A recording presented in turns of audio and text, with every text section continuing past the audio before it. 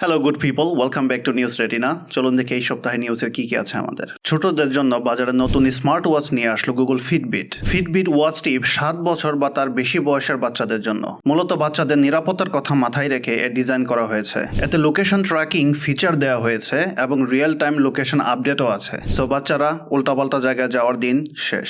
এখন কথা হচ্ছে বাচ্চারা এটা জানার পর আদৌ কি এটা পড়বে? But in any case let's see এর কনফিগারেশন কি আছে।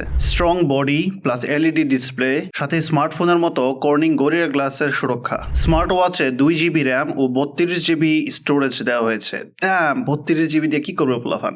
মাল্টিটাস্কিং এর জন্য দেওয়া হয়েছে কোয়ালকম স্ন্যাপড্রাগন W5 প্রসেসর। এই ঘড়িতে 328 mAh ব্যাটারির সাথে মিলবে ফাস্ট চার্জিং। 30 মিনিটে 60% চার্জ এবং 70 মিনিটে 100% চার্জ হবে এই ঘড়িটি। কানেক্টিভিটির ক্ষেত্রে পাবেন LTE কানেক্টিভিটি, ওয়াইফাই এবং ব্লুটুথ 5.0, সাথে NFC এবং GPS। NFC দিয়ে কি করবে প্লাফান? No idea. তবে একটা বড় ড্রব্যাক হচ্ছে গুগলের প্লে স্টোরের সাপোর্ট থাকবে না এটাতে। আর বাবা মারা ফিটবিট অ্যাপের মাধ্যমে এই স্মার্ট ওয়াচ কন্ট্রোল করতে পারবে। স্টেনলেস স্টিল এবং রিসাইকেল প্লাস্টিক উপাদান দিয়ে তৈরি করা এই ওয়াচের ওজন মাত্র 28.3 গ্রাম। আর গুগলের দাবি এটি একটি ইকো ফ্রেন্ডলি স্মার্ট ওয়াচ। এই ঘড়ি দিয়ে ফোন এবং মেসেজিং দুটিই করা যাবে এবং এতে 20টি কন্ট্যাক্ট সেভ রাখা যাবে। ব্যাপারটা ফানি, কারণ একটা স্মার্ট ওয়াচে 32 জিবি স্টোরেজ দেওয়া হয়েছে, কিন্তু কন্ট্যাক্ট সেভের জন্য জায়গা দেওয়া হয়েছে মাত্র 20টি, মানে 20টি কন্ট্যাক্ট সেভ করা যাবে। 20টা কন্ট্যাক্টের জায়গায় 50টা হতে পারতো, 60টা হতে পারতো। হোয়াই 20? হোয়াই 20টা কেন? আর বাচ্চারা এতে 3D গেমসও খেলতে পারবে।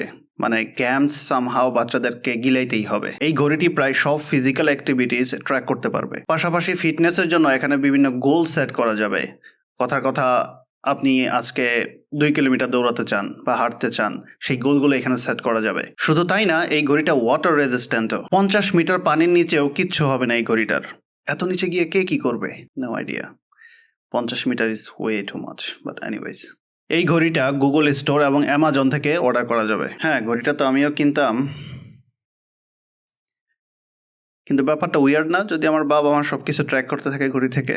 এরপর ফেরত আসি গুগলের সমালোচনায়। এআই নিয়ে সমালোচনা যেন শেষই হচ্ছে না। কখনো ওপেন এআইয়ের নতুন প্রযুক্তি, তো কখনো মেটা, আবার কখনো গুগলের নতুন প্রযুক্তির সমালোচনা। অবশ্যই ব্যাপারটা স্বাভাবিক, যত বেশি নতুন এআই আসবে তত বেশি সমালোচনার সৃষ্টি হবে। Nothing new. গুগল গত মে মাসে AI generated search result overview নামে একটি টুল চালু করে। আপনি যখন সার্চ করবেন কোনো কিছু গুগলে, তখন এআই ছোট একটা উত্তর তৈরি করে সেটি পেজের একদম শুরুর দিকে আপনাকে দেখাবে, তারপর অন্যান্য লিঙ্ক নিচে দিবে।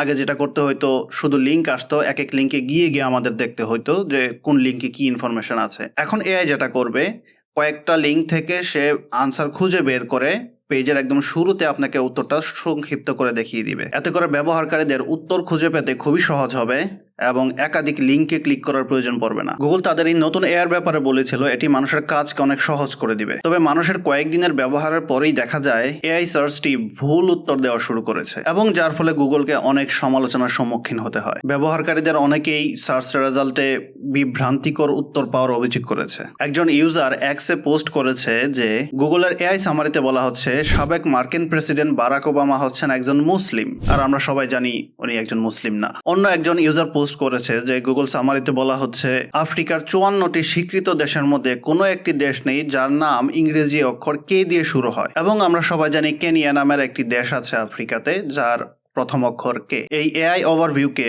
ভুল উত্তর দেওয়ার পাশাপাশি অনেক উদ্ভট উত্তর দিতেও দেখা গিয়েছে। একটা প্রশ্নের উত্তরে সে পিৎজাতে আঠা লাগানোর কথা বলেছে। অবশ্য আইডিয়াটা খারাপ না, পিৎজা তুললে অলওয়েজই কিছু না কিছু পড়ে যায়। যদি আমি আঠা লাগাই তাহলে ওইগুলো একসাথে থাকবে, তখন পুরো বাইট নেওয়াটা সুবিধা হবে, তাই না? I guess that make sense. আরেকজন ইউজারকে বলেছে সে ইট খাবে, মানে ইট খাওয়ার পরামর্শ দিয়েছে তাকে। সোশ্যাল মিডিয়াতে অসংখ্য মিম ছড়িয়ে পড়েছে এসব উদ্ভট উত্তর নিয়ে।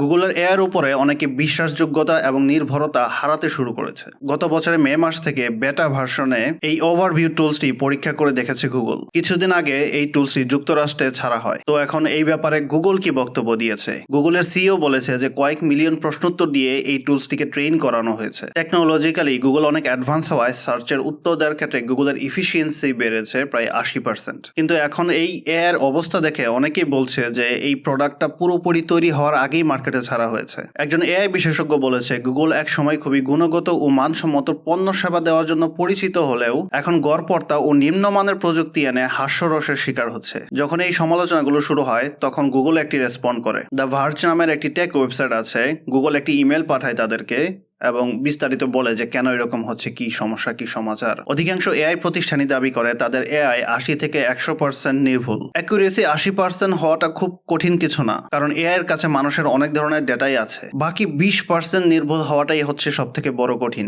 আই গেস সব থেকে বেশি কঠিন কাজ এটাই। Let's talk about PayPal. বাংলাদেশে পেপ্যাল কবে আসতেছে, আদৌ আসবে কিনা, এ নিয়ে অনেক জল্পনা কল্পনা। শেষ পর্যন্ত সবাই হাল ছেড়ে দিয়েছে, বাংলাদেশে পেপ্যাল আসবে না। এখন ভবিষ্যতে যদি এটা চেঞ্জ হয়, কোনো কারণে আসে, তাহলে ভালো। এই পেপ্যাল একটি বিজ্ঞাপন প্ল্যাটফর্ম চালু করতে চাচ্ছে, আর এটা তারা করবে তাদের ইউজারের ডেটার উপর ভিত্তি করে। পেপ্যাল এবং তার সিস্টার অ্যাপ ভেনমো থেকে মানুষের পারচেস হিস্ট্রি বা ডেটাগুলো নিয়ে তারা এই ব্যবসা শুরু করতে চাচ্ছে। নতুন মার্কেটিং প্ল্যাটফর্ম নিয়ে কথা বলার আগে ভেনমো নিয়ে একটু কথা বলি। ভেনমো হলো একটি আমেরিকান মোবাইল পেমেন্ট পরিষেবা যা 2009 সালে প্রতিষ্ঠিত এবং 2013 সাল থেকে পেপ্যালের আন্ডারে। পেপ্যাল এই প্ল্যাটফর্মটা তৈরি করার জন্য দুজন মানুষকে হায়ার করে, আর এই দুজন মানুষ উবারের মার্কেটিং ডিপার্টমেন্টের একটা বড় পজিশনে ছিল। তাদের একজনের নাম হচ্ছে মার্ক গ্রেথার। এই লোকের মতে যারা অনলাইনে কেনাকাটা করবে এবং অনলাইনে পেমেন্ট করবে, প্লাস যারা ক্রেডিট কার্ড ব্যবহার করে, এই সমস্ত ডাটা পেপ্যাল ইউজ করতে পারে এই প্ল্যাটফর্মকে ব্যবহার করার জন্য। সহজ কথায় সব ধরনের পেমেন্ট ডাটাতে অ্যাক্সেস পাবে পেপ্যাল। এখন আপনার মনের প্রশ্ন আসতে পারে, একটা কোম্পানি যদি আপনার এত সব ডাটাতে অ্যাক্সেস করতে পারে তাহলে আপনার প্রাইভেসিটা কোথায়? আপনি কবে, কোথায়, কি কিনলেন, কত টাকা দিয়ে কিনলেন, প্রতি মাসে কত টাকা খরচ করলেন, সবকিছু ডাটা অ্যাক্সেস তারা পাচ্ছে। পেপ্যালের একজন spokes person Taylor Watson the ভার্জকে একটি সাক্ষাৎকার দিয়েছিল। সেখানে তিনি যা বলেছেন সেই অনুযায়ী আপনি যখন পেপ্যাল অ্যাপ ব্যবহার করবেন অথবা ডাউনলোড করবেন, তখন কোম্পানিটি বাই ডিফল্ট আপনার এইসব ডাটা কালেক্ট করতে থাকবে। তবে আপনি চাইলে সেটা যে কোনো সময় বন্ধ করতে পারবেন। এখন প্রশ্ন হচ্ছে পেপ্যাল এক্স্যাক্টলি কি ধরনের ডেটা কালেক্ট করবে সেই ব্যাপারে তিনি তেমন কিছু বলতে পারেন নাই। শুধু কি পেমেন্ট ডাটা নেবে নাকি আরো কিছু ডাটা তারা নেবে, এখন কোম্পানিটি নির্দিষ্ট করে তেমন কিছু বলেনি। তবে তিনি একটি কথা বলেছেন, এই ডেটা আদান প্রদান এবং তারা যেভাবে ব্যবহার করবে পুরো বিষয়টি খুবই সিকিউরলি করা হবে। গ্রাহকের এখানে চিন্তার কিছু নাই। সব থেকে বড় চিন্তার বিষয় তো এইটাই যে তুমি আমার সব ডেটা নিয়ে নিচ্ছ। আপনি যদি টেক নিউজে ইন্টারেস্টেড হয়ে থাকেন তাহলে চ্যানেলটি সাবস্ক্রাইব করতে ভুলবেন না। এই ছিল গত এক সপ্তাহের হাইলাইটস। পরবর্তী ভিডিওতে আরো কিছু টেক নিউজ নিয়ে আমরা আলোচনা করব। সে পর্যন্ত take care and bye by.